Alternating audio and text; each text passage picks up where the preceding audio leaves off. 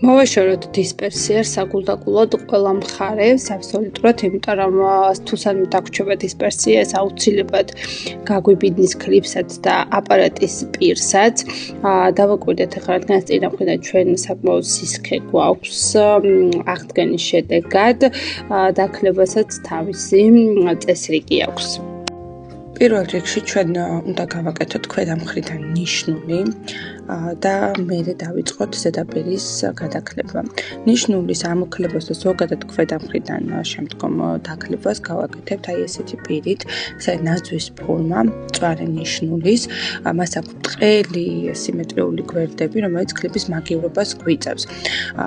აპარატის პირით თავიდანვე არ დავიწყებ შიდა მხრიდან იდეალურად გამოკლებას, იმიტომ რომ როდესაც ამოვაბრუნებ და დავიწყებთ ზედაპირის დაკლებას, ჩვენ აღარ გვექნება საკმარისი სისქე გვერდების დასამუშავებლად და გამოვა რომ ვეღარ გამოვიყვანთ იმ საჭირო ფორმის ნუშს, რაც ჩვენ გვჭირდება. შუა გულში უნდა მოვძებნოთ ცენტროვკა, ესე რომ ვთქვათ, რომ ზუსტად გამოვიყვანოთ იმ 1 მმ-ის სისქის თავისუფალი კიდე. ასევე უნდა მივაქციოთ ყურადღებას იმას, რომ აპარატის პირი სწორად იდგეს და ასე დიაგონალზე არ გავიდეს. ამისათვის მეორე ფოლანგიდან ესე ვიზუალურად სწორი ხაზი ჩამოუსვათ და ჩვენთვის მოვინიშნოთ შუა ზუსტად ცენტრალური ადგილი და აპარატის პირს დგამთ შიგნით. ასევე აპარატის პირი უნდა იდგეს სწორად, არ უნდა ესე დიაგონალზე შიგნით არ უნდა გადაწიოთ პირი, იმიტომ რომ ამ შემთხვევაში ჩვენ გარეთა კიდეს კი არ დავქლიბავთ, არამედ შუა გულს, რომელიც აგვჭირდება. სინამდვილეში უნდა გვედოს ესე დიაგონალზე, წვერის ზემოთ უნდა იყოს მიმართული და ვამუშავეთ თავისუფალ კიდეს, მხოლოდ და მხოლოდ თავისუფალ კიდეს. შიგნით არ ვეხებით შიდა მხარეს, არ ვასუფთავებთ ჯერჯერობით, იმიტომ რომ ეს ამ მომენტისთვის არ წარმოადგენს საჭიროებას. დავიწყოთ შიდა ანუ ცენტრალური ადგილის დამუშავება. აპარატის პირის დაჭერის ადგილი არის შუა გული, ანუ აპარატის პირის შუა გულს ვადებთ თავისუფალი კიდის ადგილს და ესეთი 1 მმ-იანი სისქე გამოგვყავს. მოვინიშნეთ შუა გული და გადავიდეთ ახლა უშუალოდ დამუშავებაზე ზედაპირის.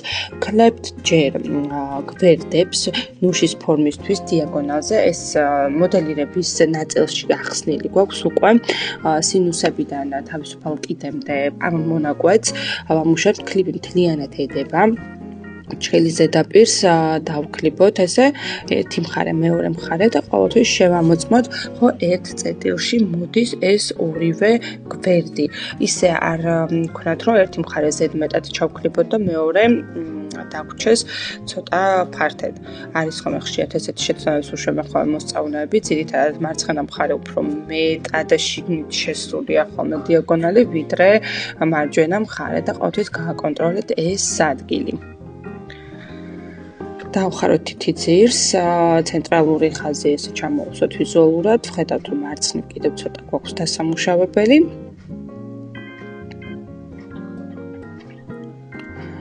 ეხლა კი შევხედოთ წინა მხრიდან, ვხედავთ უკვე როგორ დათხელდა გვერდები, აი ამას გულისხმობდი, ჩვენ რო თავიდანვე ამოგვექლიბა, აი ეს გვერდები აღარ გვექნებოდა საკმარისი სისქე. ეხლა დავიწყოთ უკვე ზედაპირის გადამრგვალება, გადასწორება, თითს ვატრიალებ და გვერდიდან ვიწყებ კლიპის აყოლას, მთელი სიბრტყით ედება კლიპი და ნაბიჯ მივყვები ისე რომ ყველა დეტალი მუშავდება, არსად არ უნდა დარჩეს არანაირი კუნძული. სადაც კუნძულია, ესე იგი იქ არ არის ზედაპირი სწორად და უნდა დამუშავდეს ისევ და მივდივართ ესე ნელა-ნელა მეორე მხარისკენ. თან თითსაც ვატრიალებ, რომ ჩემთვის უფრო მარტივი მისადგომი იყოს თითეული ადგილი.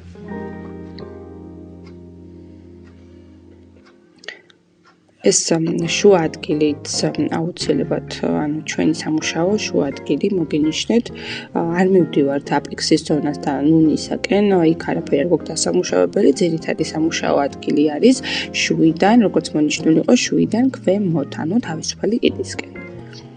დავამუშავოთ. აი ეს მონაკვეთს ყველაზე მეტად ამ მონაკვეთს დავებენ ხოლმე გოგოები, არ აქვთ ხოლმე კარგად განამრგვალებული, იმიტომ რომ აი ესეთი პოზიციით არატრიალებენ თითს.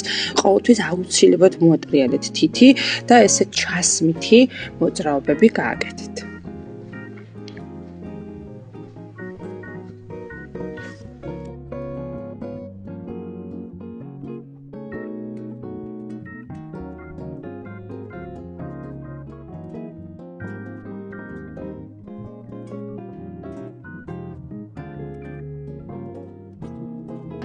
ეხლა გვერდიდან შევხედოთ და დავაკვირდეთ, თუ გვაქვს ყველაფერი სწორად ლამაზად, თუ სადმე რამე გვაქვს ჩავასწროთ, აი ესეთი გავაკონტროლოთ კლიპის ზედაპირს, სადაც მივადებთ, ხედავთ არის თუ არა სადმე ხარვეზე, ანუ იდეალურად ებჯინება კლიპი ფჩხილს, ესე იგი ზედაპირი არის სწორად, აი ამ ადგილზე ოდნავ არ მომწონს, თუ დავაკვირდებით და ოდნავ რაღაცნაირად ჭრილივით მოსჩანს და აი ამასაც დავამუშავებ, რომ იყოს ზე იდეალური ფორმის ჩხილი.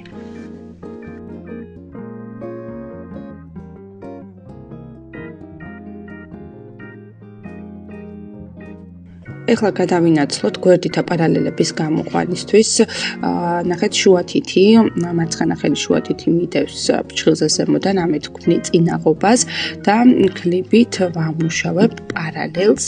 სინუსში არ შევდივარ, როგორც ხედავთ, მხოლოდ თავისუფალ კიდის მხარეს ვამუშავებ, იმიტომ რომ სინუსში რომ შევიდე ძალიან სიღრმეში შეიქმნება კიბე, რაც ჩვენ არ გვაწყობს.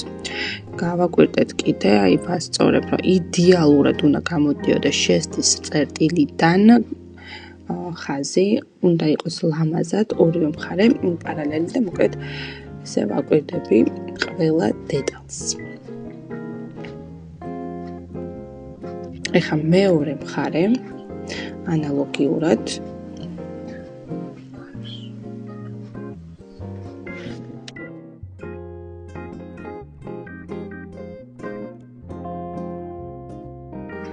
თუ დავაკვირდებით, ეხლა ჩვენ აქ ნახეთ როგორი იდეალური გამოსვლა გვაქვს შესდის წერტილიდან, სწორი, ლამაზი ხაზი, ანუ არ არის არც შეღრმავება,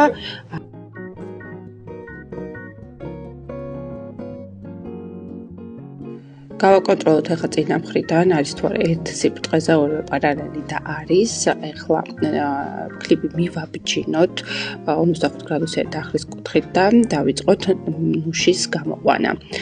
გავაკონტროლოთ ხოლმე, რომ მარჯვენა მხარე უფრო ჩამოწეული არ იყოს.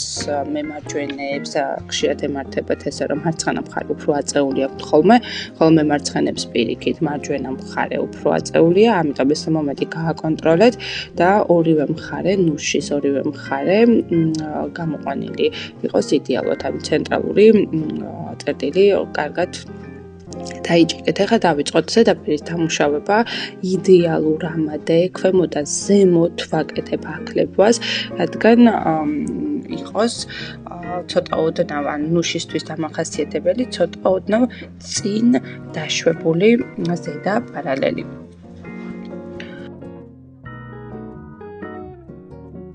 ნუშის დაკლეპვის თეორიული ვიდეო გვიდევს ჯგუფში, ასევე არაერთ ლაივში გვაქვს ახსნილი უკვე პრაქტიკაზე, როგორ იკლიპება. გადავავლოთ წინამორბედ მასალას თვალი.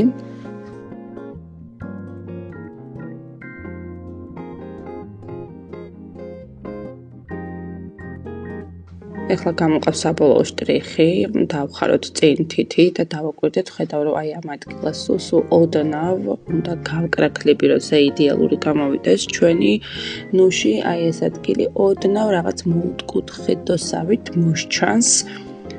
დავამუშავებ ახლა ამასაც და ჩვენი ფჩხილი მზად იქნება ქვედა მხრიდან დასამუშავებლად.